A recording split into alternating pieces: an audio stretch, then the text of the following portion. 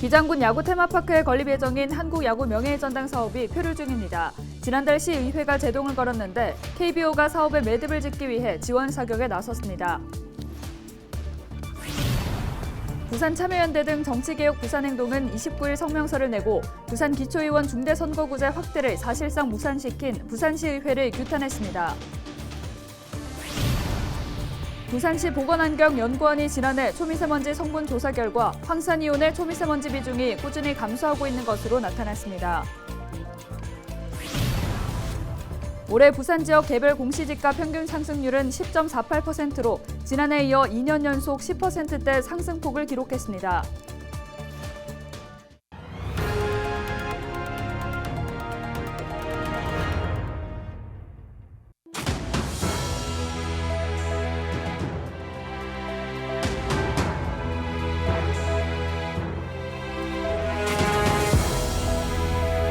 여러분 안녕하십니까? 헬로TV 부산 뉴스입니다.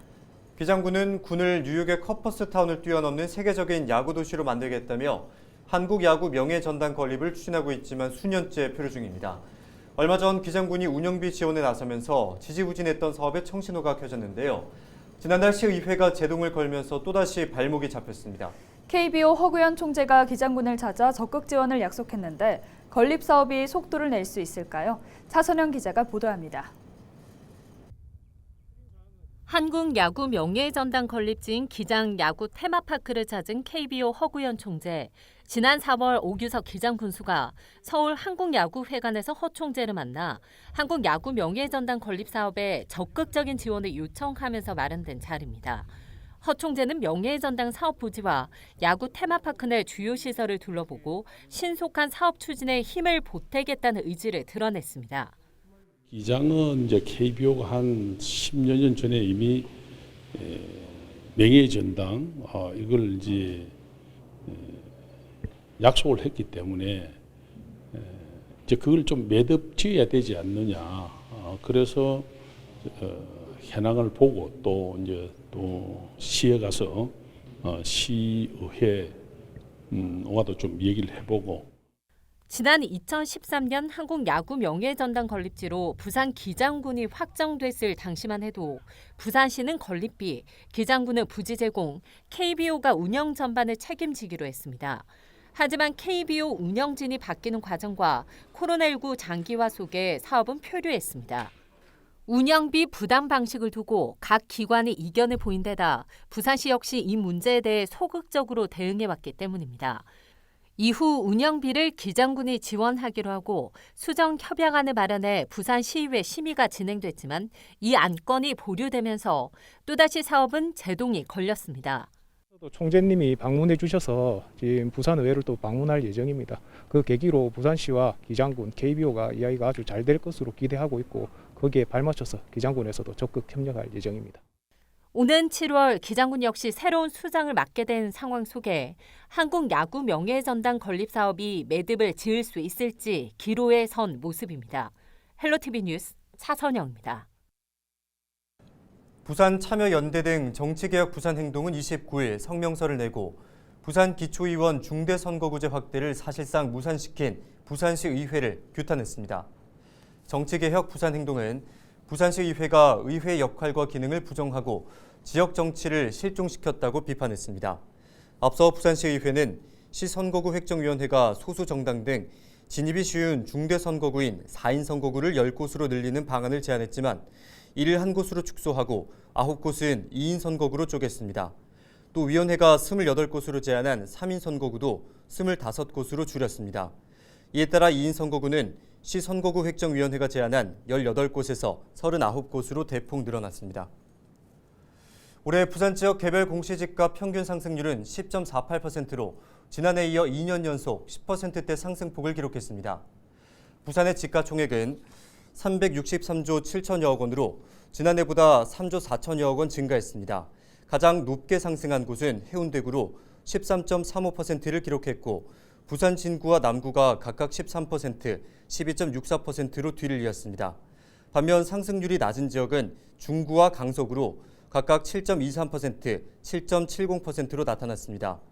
부산에서 지가가 가장 높은 곳은 지난해와 같은 부산 진구 부전동 241의 1번지로 제곱미터당 4,630만 원, 가장 낮은 곳은 제곱미터당 1,020원인 금정구 오륜동 산 17의 3번지입니다.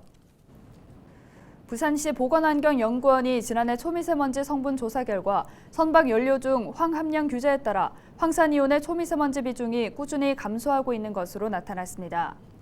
시 보건환경연구원은 특히 부산 신항에서 선박 배출과 관련한 초미세먼지 농도가 2019년과 비교해 2021년 89% 감소했는데 이는 지난 2020년 1월부터 시행된 선박의 대기 오염물질 배출 규제가 주요한 영향인 것으로 분석했습니다.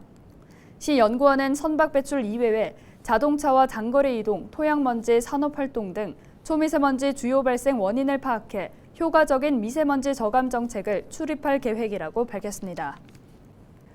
29일 0시 기준 부산 지역 코로나 신규 확진자는 2,200여 명으로 이틀 연속 2,000명대를 기록했습니다. 위중증 환자는 16명으로 감소해 중증치료병상 가동률은 18%로 나타났습니다.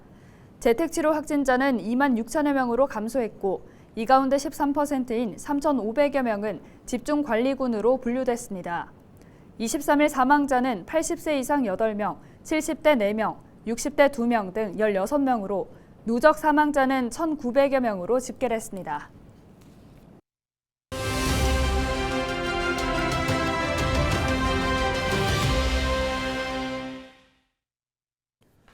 코로나19 확진자 수 감소가 뚜렷해지면서 정부가 일상 회복에 속도를 내고 있습니다. 오는 5월 2일부터는 실외 마스크 착용 의무가 해제되는데요. 지난 2020년 10월 13일 마스크 의무화 조치가 시작된 이후 566일 만의 일입니다. 이제 다음 주부터는 마스크를 벗고 거리를 걷는 사람들의 모습을 드디어 볼 수 있게 되는데요. 다만 50명 이상의 집회나 공연, 그리고 스포츠 경기를 관람할 때는 마스크 착용 의무가 유지됩니다. 또 코로나 고위험군 다수가 야외에서 1m 이상 거리 유지가 어려운 경우에도 마스크 착용이 권고됩니다. 하지만 일각에서는 정부가 실외 마스크 해제를 허용한 건 섣부른 조치라는 지적도 나옵니다. 여전히 수만 명의 확진자가 나오고 사망자 급증과 재확산 등의 우려 때문인데요. 불안 반 기대 반 속 이뤄지는 실외 마스크 해제. 코로나19 이전 일상으로 한 걸음 더 다가가고 있습니다. 지금까지 데일리 브리핑이었습니다.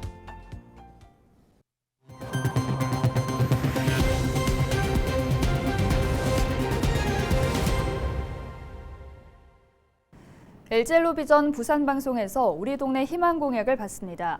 지방선거 후보자들에게 전달하고 싶은 공약이 있다면 헬로부산 페이스북 페이지나 인스타그램에 댓글을 달아주세요. 여러분의 의견을 소중히 모아 전달하고 추첨을 통해 상품도 드립니다. 여러분의 많은 참여 부탁드립니다. 계속해서 다음 소식입니다. 지난 겨울 수영 팔도시장 앞에서 60대 할머니와 손녀가 숨지는 안타까운 교통사고가 발생했는데요.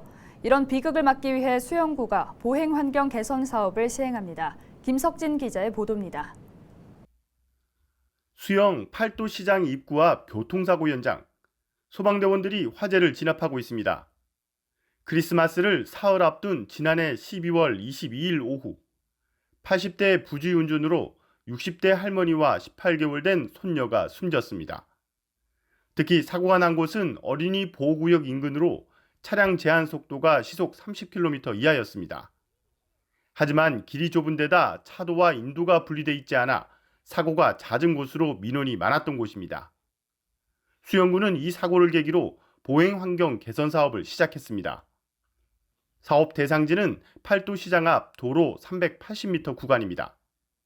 이곳에 과속 방지턱 3개를 추가로 설치하고 기존의 방지턱과 분리돼 있던 횡단보도를 합친 고원식 횡단보도를 설치할 예정입니다. 또 아스팔트를 더 씌우고 재포장 도색해 보행자 중심으로 바꿉니다. 이 밖에도 운전자들의 안전운행을 위해 시장 입구를 중심으로 반사경과 교차로 알림이도 설치합니다. 이번 사업에는 시비와 구비 등 2억 원이 투입되며 5월 초 공사를 시작해 6월 초에는 마무리할 계획입니다. 한편 경찰은 지난 18일 사고가 난 팔도시장 앞 이면도로에서의 차량 운행 속도를 시속 20km 이하로 제한했습니다. BTV 뉴스 김석진입니다. 텃밭 정원과 학교 교육형 텃밭 등 도시농업의 비전과 트렌드를 알 수 있는 부산도시 농업박람회가 열렸습니다. 나들이를 나온 시민들은 산책하며 코로나를 잠시 잊었습니다. 김윤정 기자의 보도입니다. 공기 정화 기능이 우수한 다육식물 등은 침실로, 음이온 방출 기능이 우수한 로즈마리 등은 공부방에, 식물을 집안 곳곳에 비치하고 인테리어 효과까지 거둘 수 있는 플랜테리어는 새로운 트렌드로 자리 잡았습니다. 도몬실에 마련된 텃밭 정원은 날씨와 상관없이 치커리와 겨자채, 버섯 재배까지 가능하게 합니다. 토마토와 비트 등 고혈압 예방을 위한 텃밭에서 암 예방을 위한 텃밭까지 산책하며 관람할 수 있습니다. 오랜만에 갖는 바깥 나들이에 아이 어른할 것 없이 얼굴엔 웃음꽃이 피었습니다.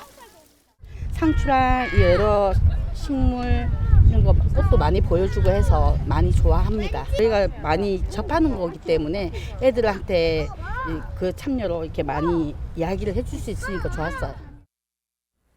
부산 도시농업박람회가 코로나19로 2년 만에 열렸습니다. 가자 일상으로 도시농업을 산책하다란 주제로 열려 도시농업을 시민들에게 알렸습니다. 특히 이번 박람회는 코로나 끝나는 돌아온 일상에서 저희가 그 텃밭이라든지 아니면 도시농업을 알려주기 위해서 산책하는 분위기로 전시존을 많이 꾸미고 시민들이 많이 구경할 수 있도록 저희가 준비를 했습니다. 주렁주렁 달린 바나나와 파인애플을 만날 수 있는 아열대 작물 전시관과 텃밭 공모전 작품 전시까지 다양한 전시관도 선보였습니다. 새롭게 변화하는 도시농업, 시민들에게 새로운 문화로 정착되고 있습니다. BTV 뉴스 김윤정입니다. 지역화폐 동백전의 운영 대행사를 교체하는 과정에서 중단됐던 동백택시 자동결제가 정상화됐습니다. 그동안 동백전 애플리케이션을 통한 택시 호출은 가능했지만 자동결제 기능이 제한됐습니다. 부산은행은 신규 동백전 앱에 동백택시 운영에 자동결제를 연동하는 시스템 구축을 완료했고 당초 예정보다 하루 앞당겨 정상 운영 중이라고 밝혔습니다. 부산시가 오는 5월 5일 어린이날 100주년을 맞아 오전 10시부터 영화의 전당 야외광장에서 제49회 부산 어린이날 큰잔치를 개최합니다. 부산 어린이날 큰잔치는 지난 2년간 코로나19 확산 방지를 위해 온라인으로 개최됐지만 올해 행사는 대면 행사로 진행됩니다. 시는 어린이날 선포 100주년, 넥스트 100년을 위한 어린이가 그린 어린이날이라는 주제로 어린이가 그린 하늘, 어린이가 그린 바다, 어린이가 그린 땅 등 3가지 테마로 다양한 프로그램을 운영합니다. 국립부산과학관은 어린이과학관을 준공하고 5월부터 본격적인 개관 준비에 들어간다고 밝혔습니다. 어린이과학관은 나와 세상과 미래 연결을 주제로 세계 전시관 내 50여 개 전시물을 선보입니다. 내부에는 어린이 과학 도서관도 함께 만들어졌습니다. 오는 7월에는 어린이 과학교육 캠프관도 확대 운영됩니다. 기존 캠프관에 더해 한개동이 추가로 건립됐는데 아이들을 동시에 수용할 수 있는 규모가 2배로 늘었습니다. 사회적 거리두기가 해제되면서 다음 달부터 금정구 각 도서관에서 다양한 문화 프로그램을 운영합니다.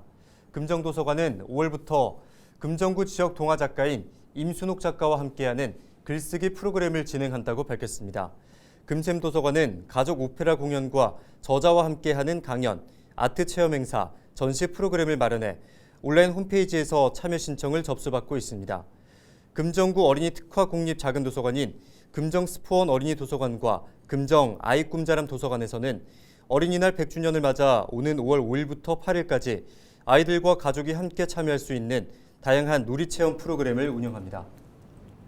카카오 엔터프라이즈 클라우드 혁신센터가 29일 동서대 센텀 캠퍼스에 문을 열었습니다. 부산시와 카카오 엔터프라이즈는 지난 2월 지역기업의 디지털 전환 가속화와 디지털 혁신 생태계 조성을 위해 업무 협약을 체결한 바 있습니다. 이번에 문을 연 클라우드 혁신센터는 지역기업 지원, 스타트업 기업 발굴 및 육성을 위한 멤버십 프로그램 운영, 클라우드 정기교육, 대학생 멘토링 등의 활동이 이루어질 예정입니다.